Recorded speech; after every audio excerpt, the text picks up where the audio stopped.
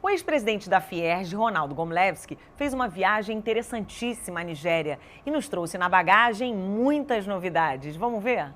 Ronaldo, como é que você teve a ideia dessa viagem? Há 20 anos, meu pai faleceu e eu tive que assumir a Menorá.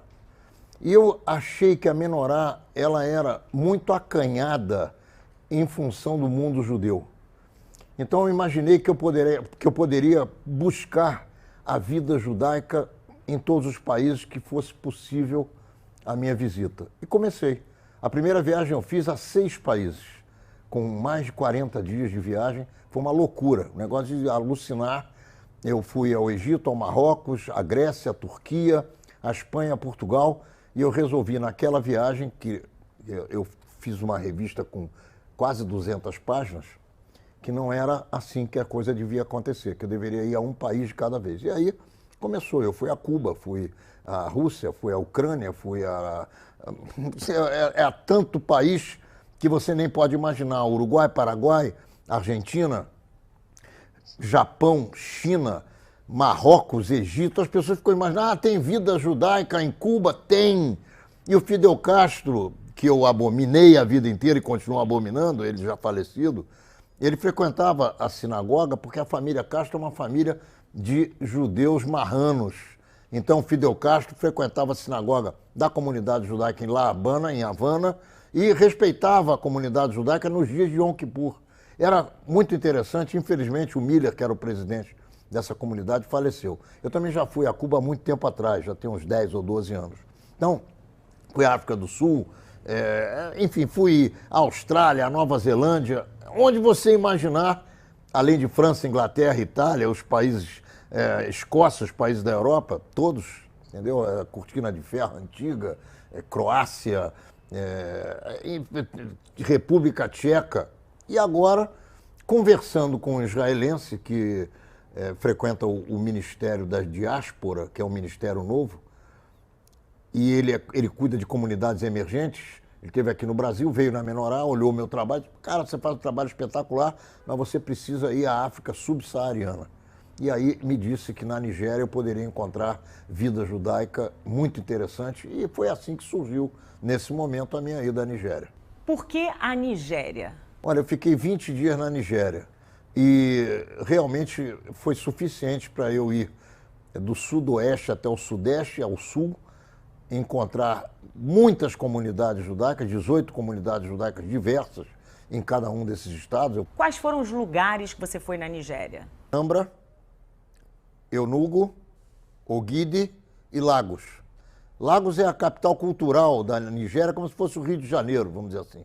A Nigéria é uma loucura, porque existem 180 milhões de habitantes concentrados num local do tamanho de Mato Grosso, que para o Brasil é um estado grande, mas você imagina um país com a população do tamanho da população brasileira, espremido num território do tamanho de Mato Grosso. Então, é tudo muito complicado. O trânsito é caótico, muitas vezes falta água, muitas vezes falta luz, não existe transporte coletivo, as estradas mais importantes são muito boas, mas todas as estradas vicinais têm buracos enormes, muitas delas são de terra. O povo é muito humilde.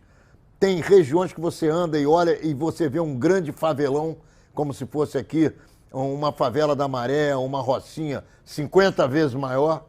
Muita gente camelotando, vendendo coisas na rua porque não tem condição. Mas é um povo muito bom, um povo querido, um povo que te ajuda. Quais são os costumes judaicos que eles adotam? Então, eles hoje adotam todos os princípios do judaísmo. Eles têm sinagogas construídas onde há uma mikvah, eles têm todo o aparato religioso, os livros de reza, os talitot, os tefilim, eles usam os tzitzit nas roupas. É impressionante, inclusive, como eles têm o uso do peiot. O que mais te encantou nesses judeus?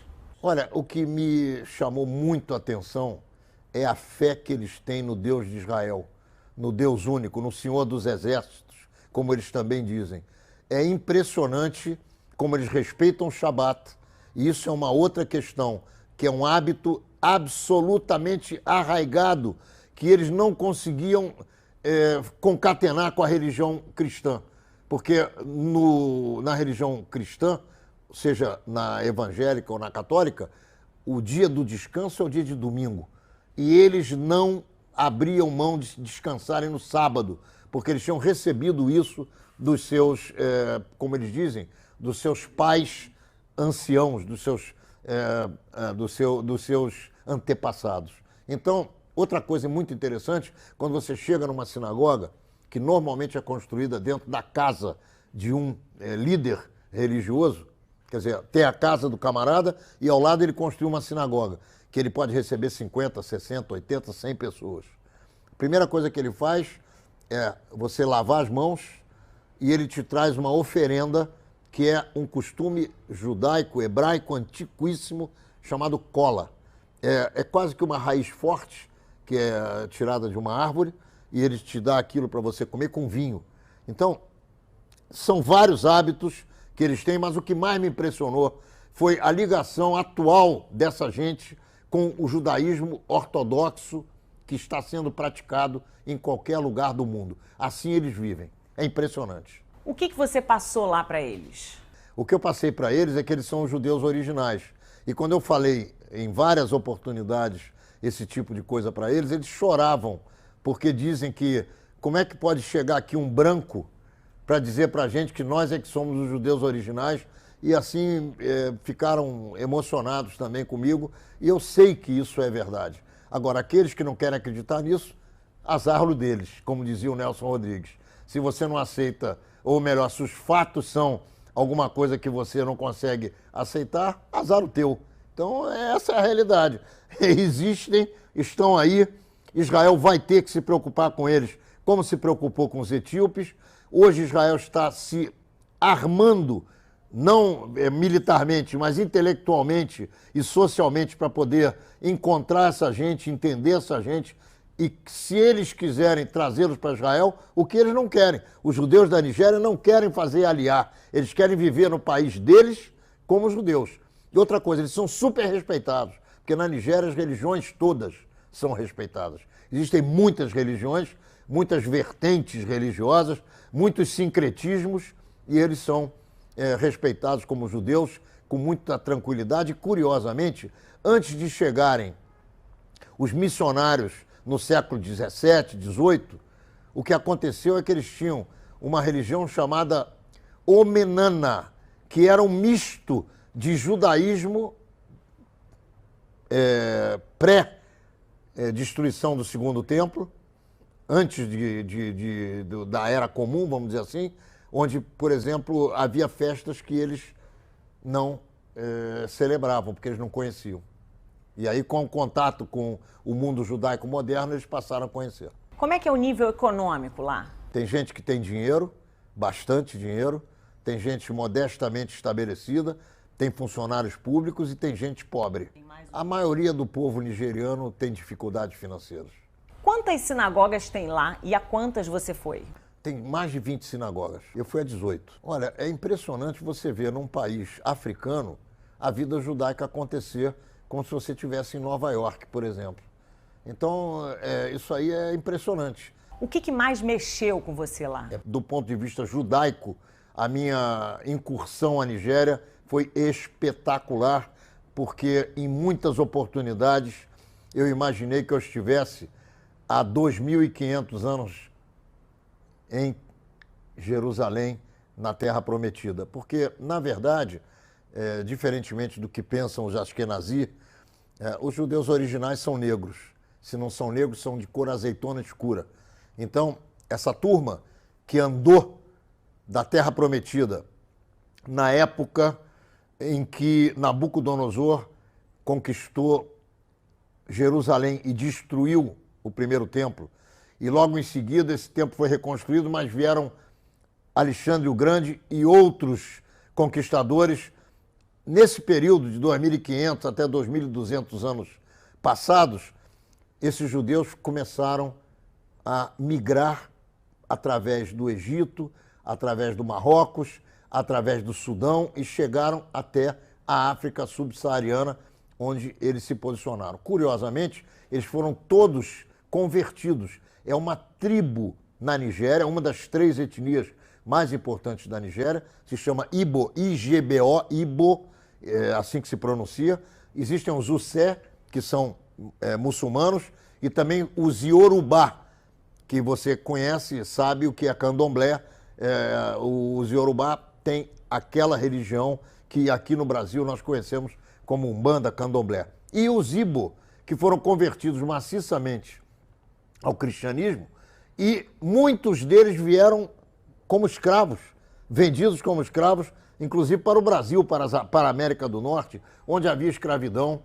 Nas Américas, eles vieram como escravos. Então, muitos negros do Rio de Janeiro, de São Paulo, da Bahia, eles não sabem que eles são oriundos de comunidades judaicas que caminharam até a África há 2000 anos. Então, é muito interessante. Hoje, comparando a Torá com os evangelhos, eles chegaram à conclusão que os hábitos familiares deles são hebreus. Então, eles estão voltando ao judaísmo. Existem 30 milhões de Igbo na Nigéria. Já 4.500 judeus retornaram ao judaísmo. E alguns hábitos são importantíssimos. Primeiro, circuncisão com 8 dias de nascido. Segundo, plantio por 7 anos e paralisação de plantar na terra durante 1 ano. 10% de todo o plantio vai para os pobres e para as crianças, que é um outro costume hebraico. E assim sucessivamente eles foram se vendo na Torá e estão voltando ao judaísmo na medida em que eles não acreditam que o cristianismo é a religião que dá conforto ao coração deles. Então, eles dizem, somos adeptos de um Deus único, não queremos saber da Trindade e queremos cumprir as missões e todos os mandamentos da Torá. Qual é a mensagem que você deixa para a comunidade na TV sobre essa viagem? O que eu deixo de mensagem para você judeu, para você não judeu, para você judia e para você não judia, é que o mundo não é aquilo que você imagina. O mundo, a vida na Terra é muito mais ampla do que você pode supor e do que pode imaginar a nossa vã filosofia. A vida judaica na Terra, ela é enormemente espalhada, porque o mundo, em primeiro lugar, babilônico, depois o mundo grego, depois o mundo romano, espalharam os judeus por toda a Terra, por toda a superfície do planeta. E agora, com Israel chegando à Lua, certamente daqui a pouco eu vou estar indo à Lua para descobrir uma comunidade judaica por ali.